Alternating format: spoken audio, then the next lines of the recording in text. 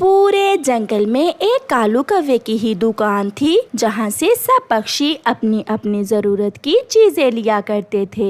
कौवे भैया, एक पाव नमक और दाल दे दें। खालस समंदर से नमक लाता हूँ, एक चुटकी डालने से दाल नमकीन हो जाएगी आपकी। वो सामने कौन आ रहा है? बुलबुल पीछे मुड़कर देखती है और कालू कौवा अपने तराजू के नीचे चुंबक चिपका देता है। ले बहन जी, आपकी दाल और नमक, थोड़ा ज्यादा ही डाल दिया है मैंने नमक। बुलबुल अपना सामान लेकर वहाँ से चली जाती है। अगर ऐसे ही धंधा चलता रहा तो मैं बहुत जल्द सबसे अमीर पक्षी बन जाऊंगा। नदी पर चिड़िया और हरियाली तोती बैठी हुई थीं, जब कालू कौवे की पत्नी गोरी कौवी वहाँ आ जाती है। ने झुमके लाया है मेरा पति आज मेरे लिए, दिखाने आई हूँ मैं आपको। क्या सुंदर है ना? बहुत सुंदर है। हरियाली, तुम भी कुछ बोलो, लगता है तुम जल गई हो मेरे झुमके देखकर। अच्छा, अब मैं जाती हूँ, मुझे दूसरे पक्षियों को भी अपने झुमके दिखाने हैं। गोरी कौवी वहाँ से चली जाती है। रानो, तुम मानो ना मानो, ये कौवा और कौवी कोई ना कोई 2 नंबर काम जरूर करते हैं। चंद दिन ही हुए हैं दुकान बनाई है और गोरी ने झुमके भी ले लिए और बड़ी बड़ी बातें करती है ये गोरी। हाँ हरियाली, ये हैं तो बहुत शैतान। चलो अब घर चलें, शाम होने को है। ऐसे ही दिन गुजरते गए। कालू कौवा किसी भी पक्षी को कोई भी चीज पूरी ना देता, बातों में लगाकर अपने तराजू के नीचे चुंबक चिपका देता और कम सामान तोलकर पक्षियों को दे देता। कालू जी, कल मैंने नदी पर चिड़िया और हरियाली को अपने झुमके दिखाए तो दोनों जल गयीं मेरे झुमके देखकर। अभी तो मैं तुम्हें सोने की चूड़ियाँ भी लेकर दूंगा। अगर ऐसे ही हम पक्षियों को उल्लू बनाते रहे तो वो दिन दूर नहीं जब मेरे पास सोने का हार भी होगा। वो लालची पति पत्नी बैठे ऐसे बातें करते हैं। चिड़िया के घर में शक्कर खत्म हो गई थी। चिड़िया अपनी बेटी गुड़िया से कहती है, गुड़िया बेटी, ये पैसे ले जाओ और कौवे की दुकान से शक्कर ले आओ। मम्मा, कितनी शक्कर लानी है? ये लो पैसे और आधा किलो ले आओ। गुड़िया अपनी मम्मा से पैसे लेकर कौवे की दुकान की तरफ जाती है। अंकल कौवे, ये लें पैसे और मुझे आधा किलो शक्कर दे दें। आधा किलो? जी अंकल, आधा किलो। वो सामने जो पेड़ है वो बहुत पुराना पेड़ है। वो सामने वाला अंकल? गुड़िया जब अपना मुंह दूसरी तरफ करती है तो कौवा अपना काम दिखा देता है और अपने तराजू के नीचे चुंबक चिपका देता है। गुड़िया शक्कर लेकर वहाँ से चली जाती है। गुड़िया बेटी, सच सच बताओ, आपने इन पैसों में से कोई चीज तो नहीं लेकर खाई? ये शक्कर मुझे आधा किलो से कम लगती है। नहीं मम्मा, सच में मैंने तो कुछ भी नहीं लिया। मैंने तो सारे पैसों की शक्कर ली है। मुझे ऐसे ही लगा होगा, महंगाई बहुत हो गई है ना, इसलिए। कौवे बेटा, ये चावल मैं कल ले गई थी तुम्हारी दुकान से, इसमें कंकरियां हैं, रखो अपने चावल, मैं नहीं लूंगी ऐसे चावल। बूढ़ी माँ जी, चलती बनो यहाँ से। क्या सबूत है कि तुम ये चावल मेरी दुकान से ही लेकर गई थी? इस उम्र में झूठ ना बोलो। बेटा, मुझे क्या जरूरत है झूठ बोलने की? आप खुद देख लो, इसमें चावल कम और कंकरियां ज्यादा हैं। जाओ जाओ माँ जी, मुझे तंग न करो, ये चावल मेरी दुकान के नहीं हैं। बूढ़ी फाख्ता रोती हुई वहाँ से चली जाती है। बेड़ा गर्क हो इस कौवे का, जो माल में मिलावट करता है, इसे जरूर सजा मिलेगी। चाचा कबूतर कौवे के पास आता है। कालू जी, बड़े खुश नजर आ रहे हो, लगता है धंधा ठीक चल रहा है। हाँ चाचा कबूतर, बहुत मेहनत करता हूँ मैं। मुझे 1 किलो घी दे दो। और सुनाओ चाचा कबूतर, तुम्हारी पत्नी कैसी है? सब ठीक है, तुम मुझे जल्दी से घी दो, मुझे देर हो रही है। वो तुम्हारे पीछे जो बेरी का पेड़ है, वो तुम्हारी माँ के हाथों का लगाया हुआ है।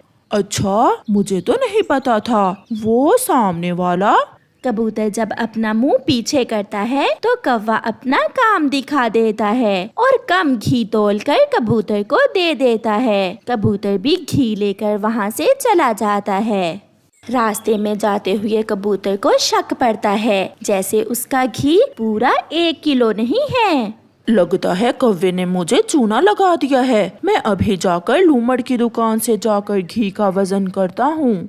चाचा कबूतर ऐसा सोचते हुए दूसरे जंगल जाता है और लूमड़ की दुकान पर जाकर अपने घी का वजन करता है। घी तो पूरा आधा किलो कम था। तो ऐसा है, वो कौवे का बच्चा हम सब पक्षियों को उल्लू बना रहा है और हमें तोल कम दे रहा है। मुझे उसे पकड़ना होगा। दूसरे दिन चाचा कबूतर चिड़िया और मिट्ठू तोते से बात करता है। मैंने कल खुद दूसरे जंगल जाकर घी का वजन किया है। घी पूरा आधा किलो कम था। कबूतर चाचा, शक तो मुझे भी था मगर अब मुझे विश्वास हो गया है वो कौवा हमें चूना लगा रहा है। तो फिर आप सब चले मेरे साथ। आपके सामने मैं पकड़ूंगा उसे। वो सब वहाँ से उड़ते हैं और कालू कौवे की दुकान की तरफ जाते हैं। कालू जी, सब पक्षी इकट्ठे आ रहे हैं। आज बिक्री ज्यादा होने वाली है हमारी। तुम देखना मैं कैसे कम तोल कर देता हूँ इन सब को। कौवे कौवे, जल्दी से हमें 1 किलो चावल दे दे। इतनी भी क्या जल्दी है आप सबको? वो देखो पीछे मोर है, मोर। कौवा ऐसे पक्षियों का ध्यान दूसरी तरफ करता है और जैसे ही चुंबक तराजू के नीचे चिपकाने लगता है कबूतर कौवे को पकड़ लेता है। बहुत मोर देख लिए हमने, अब तुम्हारी बारी है। फिर दूसरे पक्षी भी वहाँ आ जाते हैं और मार मार कर कौवों को अपने जंगल से निकाल देते हैं। कालू, अब दूसरे जंगल में जाकर दुकान लगाएंगे। नहीं गौरी, मुझसे अब और नहीं पिटा जाता। मैं जंगल से दाना ढूंढ कर ही खा लूंगा। ऐसे कौवों को उनके किए की अच्छी सजा मिलती है। चिड़िया, कबूतर, तोता और कालू कौवा अपने बच्चों के लिए दाना लेने घर से निकले थे मगर आज उन्हें कुछ भी खाने को ना मिला था। वो उड़ते हुए जंगल से बाहर इंसानों की बस्ती की तरफ निकल जाते हैं और फिर अचानक कालू कौवे की नजर एक घर की छत पर जाती है। उसे वहाँ कुछ दाने नजर आते हैं। वो देखे, वहाँ किसान की पत्नी ने छत पर दाना बिखेर रखा है। कौवे भैया, कहीं कोई जाल ना हो। नहीं, किसान की पत्नी बहुत दयालु है। वो हर रोज अपनी छत पर पक्षियों के लिए दाना डालती है। फिर वो सब छत पर दाना खाने के लिए उतरते हैं। आज के दौर में भी कोई इतना दयालु हो सकता है जो मुफ्त में पक्षियों को दाना खिलाए। थोड़ी दूर बैठी किसान की पत्नी पक्षियों की बातें सुन रही थी। खा लें, ये दाना आपके लिए ही है। अगर हम इंसान पेट भर कर खाते हैं तो आप पक्षी क्यों ना खाएं? माँ जी, मैंने सुना था कि कुछ कुछ इंसान बहुत अच्छे होते हैं और आज देख भी लिया। मैं जा रहा हूँ, शाम को देर से आऊँगा। अपनी पत्नी से ऐसा कहते हुए किसान अपनी बैलगाड़ी जोतकर खेतों की तरफ चला जाता है। पक्षी भी पेट भर के दाना खा लेते हैं और अपने अपने बच्चों के लिए दाना लेकर वापस घरों को चले जाते हैं। ऐसे ही समय गुजरता गया। किसान की पत्नी रोज पक्षियों को दाना डाल देती। सब पक्षी बहुत खुश थे। वो दाना खाते और अपने बच्चों के लिए लेकर शाम को घरों को लौट जाते। एक दिन की बात है जब किसान अपने खेत में काम कर रहा था कि एक जहरीला नाग किसान को काट लेता है और किसान की मृत्यु हो जाती है। किसान की पत्नी अकेली रह जाती है और घर में आहिस्ता आहिस्ता दाना पानी खत्म हो जाता है। कई दिनों के बाद पक्षी जब किसान की पत्नी के घर दाना खाने आते हैं तो छत पर दाना ना देखकर बहुत निराश हो जाते हैं। वो सब किसान के घर आंगन में एक पेड़ पर बैठ जाते हैं। मुझे तो कुछ ठीक नहीं लग रहा, घर भी खाली खाली है और किसान की पत्नी भी नजर नहीं आ रही। चिड़िया ने अभी इतना ही कहा था कि सफेद साड़ी में लिपटी किसान की पत्नी कमरे से बाहर आती है। मुझे माफ करना मेरे पक्षी दोस्तों, मैं अब आपको दाना नहीं दे सकूंगी क्योंकि कल से मेरा छोटू भी भूखा है। मेरे पति को नाग ने डस लिया और वो मर गए। बहुत बुरा हुआ माँ जी, मुझे तो पहले ही शक हुआ था कि कुछ ना कुछ हुआ है जो आज आपने हमारे लिए दाना नहीं डाला। घर में वही कमाने वाले थे, मेरे छोटू के लिए दूध भी नहीं है। ऐसा कहते हुए किसान की पत्नी रोने लग जाती है। चिड़िया, किसान की पत्नी ने हमेशा हमारा साथ दिया है और आज इस मुश्किल की घड़ी में इन्हें अकेला नहीं छोड़ सकते। कुछ करना होगा, हमें कुछ करना होगा। हमें क्या करना है मुझे पता है, आप सब मेरे साथ आइए। फिर कालू कौवा अपने दोस्तों को साथ लेकर वहाँ से चला जाता है। कौवा घने जंगल से गुजरता हुआ अपने दोस्तों को पहाड़ों की तरफ ले जाता है और एक पुरानी गुफा के पास जाकर वो सब बैठ जाते हैं। कालू, हमें कुछ पता नहीं चल रहा कि आप कैसे किसान की पत्नी की मदद करने वाले हो। मैं आपको सब बताता हूँ। चिड़िया बहन, आप मेरे साथ चलें, हमें उस गुफा में जाना है और आप दोनों यहीं बैठें। फिर कालू कौवा चिड़िया रानी को साथ लेकर गुफा में जाता है। पुरानी गुफा में अंधेरा था मगर एक कोने में कुछ चमक रहा था। चिड़िया, वो हीरा है। मैं जब पिछली बार इस गुफा में रुका था तो तब मैंने ये देखा था। तो इसका मतलब हम ये हीरा किसान की पत्नी को देंगे। हाँ, ये बहुत कीमती होता है। इंसान तो इसे ढूंढने के लिए पहाड़ों को खोदते हैं।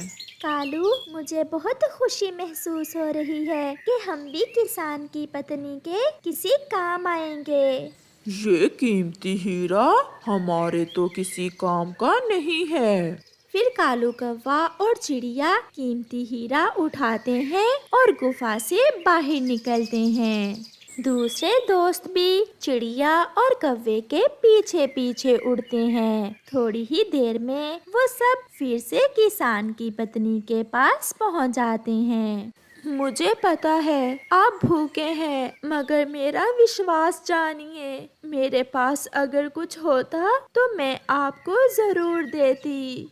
हमें सब पता है और आप पर विश्वास भी है। हम आपकी मदद करने आए हैं। ये सुनकर कई दिनों के बाद किसान की पत्नी हंसने लग जाती है। आप पक्षी मेरी क्या मदद करेंगे? आप तो बहुत मासूम और छोटे हैं। हम इंसानों की जरूरतें बहुत बड़ी बड़ी। माँ जी, हम छोटे जरूर हैं मगर हमारे अंदर दिल बहुत बड़े बड़े हैं। अगर सच्चे दिल से हम किसी का अच्छा सोचें तो ऊपर वाला मदद करता है। ये देखें, हम आपके लिए कीमती हीरा लेकर आए हैं। प्यारे दोस्तों, रानो चिड़िया की इस बात पर एक लाइक तो बनता ही है, तो आप जल्दी से इस वीडियो को लाइक कर दें। इतना चमकदार कीमती हीरा देखकर किसान की पत्नी की आंखें तो खुली की खुली रह जाती हैं। क्या सच में ये कीमती हीरा है? मुझे विश्वास नहीं हो रहा।